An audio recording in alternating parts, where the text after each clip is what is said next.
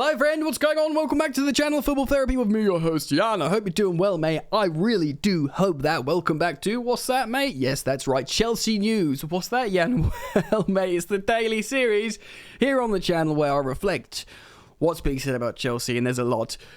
Giving you my opinion on it. More importantly, asking for yours. Chelsea got touched up by some bird called Charlotte last night, and not in a good way. We'll be reflecting on some words from Thomas Tuchel, Jules Kounde imminent, other players being targeted. Ladies and gentlemen, thank you for joining me. Please do drop a like on the video, mate. That's kind of you. Thank you for doing that. And subscribe if you want to. Only if you want to. But if you want to, hit that sweet, sweet bell, baby. This video is brought to you by SPITCH, man. The season is coming, winter is coming, and SPITCH is here. Go check out SPITCH. It's the best fantasy football you could ever play. And I'll tell you why. Because you don't have to commit to a whole season. You can play just every weekend. It utilizes the thinking man's engine, Opta Stats. You can now be rewarded for having elite ball nolly, as they say on the Twitter sphere. There is now season mode where you can win bare peas for free, up to 2,500, or a paid one up to 50,000. It's wicked, mate. Go check out SPITCH now. Click the link down in the description. Do yourself the favor. It's amazing. And play throughout the season. For free if you want, or put some P's down. 18 plus. Go check out SPITCH. Ding, ding, ding, ding, ding, ding, ding. We're back. Welcome to the studio. Right, ladies and gentlemen. We are going to talk about transfers, updates, Jules Kounde, the Barcelona battle, and maybe look at some of his stats too, which I haven't actually set up yet. I should have done that before recording. Doesn't matter though. Let's start off with what Thomas Tuchel said in relation to Chelsea's loss. Pre-season loss on penalties. Yes, that's right. To Charlotte. I don't know who she is, but apparently she was born in 2019. And Chelsea lost to Charlotte. Adam Hewson, the correspondent for Football.London that does Chelsea stuff, has written out what Thomas Tuchel said in response to what I hear was a very poor performance. Pause. Yes, what I hear. Ladies and gentlemen, kickoff was like at, 3 a.m. or something for me. I have a regulated way of working in the morning, the way I upload, and the algorithm on YouTube, etc., etc., etc. Look, my heart goes out to all of you, man, from the international fans from around the world who do have to get up at silly times for football matches. And if I had to, yes, I would too, for Chelsea playing in the Premier League, in the Champions League. But hot dog, ladies and gentlemen, I'm not going to do it in the middle of the night for pre-season for us to lose to Charlotte. I don't care who she is. Alright? But shout out to you, man. So, Thomas, thoughts on the performance? And did you know there'd be penalties? I knew, he says, I knew. Some of the players didn't know, but we knew. In general, I say we played a good first half, but unfortunately, only 80 metres of the pitch. The last 20 metres of the pitch were not good. Even in the first half, we found a lot of spaces to accelerate and penetrate the box, but we struggled with our decision-making and precision in the last 20 minutes. 20 minutes? 20 metres. Probably 20 minutes as well. Where have I heard this before? Oh, that's right. The entirety of last season. The last 20 metres of the pitch.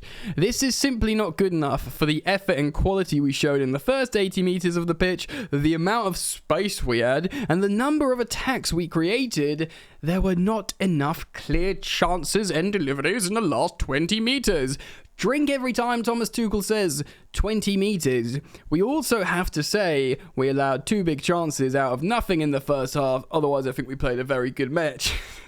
A lot of people, right, I've read online, a lot of people were like, the only good things about this match. And again, this is what I read. Reece James, positive. Ethan Ampadu's getting good vibes, which I like. Raheem Sterling came on, made a few darting runs, and carried the ball well, like we haven't seen in a little while. Feel good factors. The second half took us half an hour to show some quality, and then maybe for 10 minutes it was not good at all. Not offensively, not structure-wise, not in effort, hunger, or to be the dominant team. It was not good enough. Mate, Big Tommy Tuchel is angry. He's not happy, and I've seen this before. I know how this film ends. First time we've seen Raheem play in a Chelsea shirt, but Tuchel, what was your assessment of how he got on and in the front three, you see as being the strongest. I didn't see it today, so it doesn't matter. What I have in my mind, the only thing is what I matters is what I see on the pitch. I saw 4 accelerations in the second half, and they all came from Raheem. This is what he delivers, and there is no need for major doubts or huge criticism, but it is never important what the manager has in his head before preseason. It's the reality that counts every day in training. No Timo Werner in the squad. How is he? Hamstring problems. We didn't take the risk. Did you see his comments, Tuchel, in recent days about not being completely happy that he could be happy elsewhere? Tuchel says, I'm surprised. I would be very happy as a young guy having a contract at Chelsea Football Club. I would be one of the happiest people on the planet. Now, to me, just reading that, it's almost like he's very close to saying, this freaking lad gets 280k a week and he plays for Chelsea. He should be happy. He said he hasn't got the game time perhaps he wants. So he needs to get the game time, says Tuchel. Well, how does he do that, mate? Show quality, take your place, defend your place. I would be one of the happiest people on the planet having a contract with Chelsea. If he said this, I do not understand. Is he in your plans for next season? Sure. He's our player, sure. So no Kepa, Aspi or Ross Barkley in the squad today. Was there an issue there? Kepa has some pain that disturbs him to feel free in movements. Interesting. Aspi is a big knock above his knee and his muscle. He ran into Edu. It was a training accident. Happens. If it was a Premier League match, we would have taken the risk, but it's way too big a risk right now. 3 or 4 days, not worth it. Ross feels his hamstring for some days. Apparently he's been training really hard, Ross Barkley. So that's probably why his hamstring hurts. Same as Timo. The risk of having injuries is more discomfort. A lot of people speculated no Kepa in the squad. Could we finally have found a home for Kepa Arrizabalaga? Because it's untenable, a situation with Chelsea's number 2 goalkeeper getting paid way more than the number 1 goalkeeper. And also costs a lot of money. Huge amortised fees for Chelsea Football Club, £71 million. He costs a lot. He's a good guy, Kepa. Hell, he's a good goalkeeper, Kepa. He needs to go somewhere. And you know what? Lazio apparently don't have a first-team goalkeeper at the moment. And despite that weird moment at Wembley that I attended in that League Cup final, apparently Maurizio Sarri does actually quite like Kepa Arrizabalaga. So could he go there? Could Kepa go to Lazio and play under Maurizio Sarri? I don't know. Purely pulling that out of my behind. Let's tuck this game to bed. It's pre-season. Should we give a crap? Everyone was like, oh God, we're going to play Goodison at the end of the opening day. Everton are also in America. They lost 4-0 to, I believe, Minnesota. Lampard, I'm laughing, but mate, you are in trouble, baby. I think he's a good enough coach, Lampard. I think he's got good qualities, but I was going through the social media responses of that result, and a lot of fans, Everton fans, feeling sorry for Lampard, so maybe it's not down to him. Still, them losing 4-0, it's written in the stars that we still lose at Goodison Park. I don't want to read too much into pre-season. I know many of you guys, it's easy to get swept up either way in pre-season. A few narrative examples that are floating around the ether at the moment. Darwin Núñez missed a few sitters for Liverpool and now suddenly he's the worst player in the world and it will never work. You know, he's going to be trained by Klopp. He's an attacker. There's a very good chance it will work. Man United scoring loads of goals and winning loads of games under Ten Hag and working really hard. You know, are the Man United going to suddenly be challenging for the title? I just don't think they got the stones to do it at the moment. He plays for Man City. And then similarly, Chelsea being underwhelming and not attacking. You know, when we're fully fit, first day of the Premier League, when we got Ben Chilwell, Reece James, and whatever new guys, Koulibaly, it might be okay. It might be okay. Don't read too much into pre-season. I'm telling you now. Let's move on to the transfer news. Lest we forget, the transfer window is open and Chelsea are making moves, signing Raz Sterling, Koulibaly, and of course, we want more. Chelsea want more. Fabrizio Romano talking about how Chelsea are now feeling confident of signing Jules Kounde for as a £55 million bid was in line with Sevilla's expectations. They are still waiting for the final green light. Today is a key day. Deal until 2027, obviously a 5-year contract offered to Jules Kounde. Now, Jules Kounde has already accepted accepted personal terms with Chelsea last summer. Whether they have been altered or they're the same or readdressed, I'm not so sure. But let's look at his stats or his strengths on FBref, on his scouting report. Now, Jules Kounde is a dribbly boy. Top 1% for dribbles attempted, top 2% for dribbles completed, top 2% for players dribbled past. Shot creating actions is very high as well. Shot creating actions pass live as well, very high. Progressive passes high. Look, man, these are very strong Chelsea centre-back style positive things. He gets a lot of touches. His expected assists is in the top 5%, which, by the way, is still 0.05, which isn't very high for a centre-back. But yeah, so it doesn't look like he scores goals, but he is quite creative. Like, even the key passes at the bottom there is in the 92nd percentile, which is pretty high.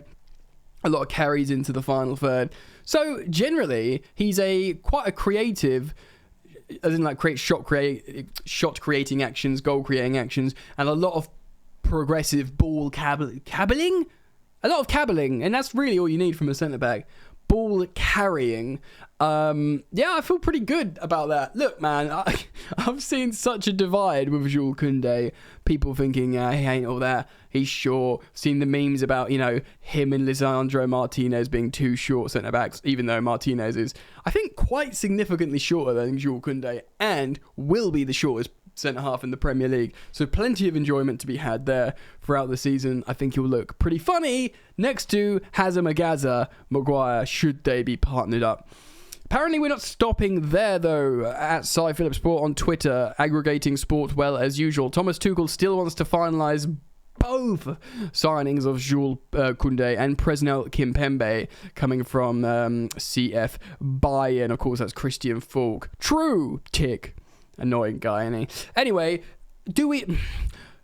I've obviously reflected on the Presnel Kimpembe news here on the channel. I think he has concerning elements about him. Certainly a lot of people think he divides opinion. Some people think he's like a really bad defender. Some people think he's good, but just has a rick in him. And then perhaps joining Tuchel would elevate his level because, Antonio Rudiger, and he's been coached by Tuchel before. He's 26, he's right in the slot. He's left-footed, which is great because they're at a premium, and he's quite strong and muscular and, great, prem, all that kind of gear.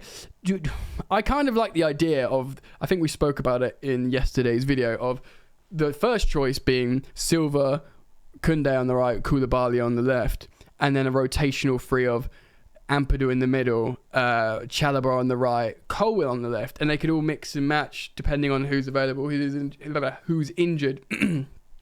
I think that'll be fine, but that's just me. If Tuchel genuinely really does want Kimpembe as well, bring him all in, whatever. This is the summer of love. This is the summer of transfers. Give him his chance. Give him his crack. If he can do it, great. Let's just see what happens. Also being cited here by Simon Phillips, he's citing L'Equipe here. Chelsea have Benjamin Pavard from Bayern Munich on their shortlist, who of course is a fullback. Does he still start for France? I think he might still start for France. Good player. Scored that worldie in the World Cup. Or was that Hernandez? I can't remember. It was one of the French fullbacks. And then he's citing his own article from last week. Benjamin Pavard, his agent has been offering him around to clubs, and he was a name that was mentioned in Todd Boehly's meeting with Bayern Munich director Hassan Salihamidzic. I think that must be how you pronounce it. Chelsea are interested in Pavard due to his fee that should be lower than £30 million, and the fact he can play anywhere across the back four. It's certainly one that could develop if Azpilicueta leaves, or even if he doesn't. I mean, I'm with it. I'm down with that. If he can play either side of as like a fullback, maybe deputise as like one of the wide centre backs as well. Considering we might lose both Marco Alonso and Azpilicueta, could be a smart signing, Benjamin Pavard. What do you think, boys and girls, ladies and gentlemen? Let me hear it. Comment down below. Tell me what you think about all the things we've spoken about. Let's start the conversation.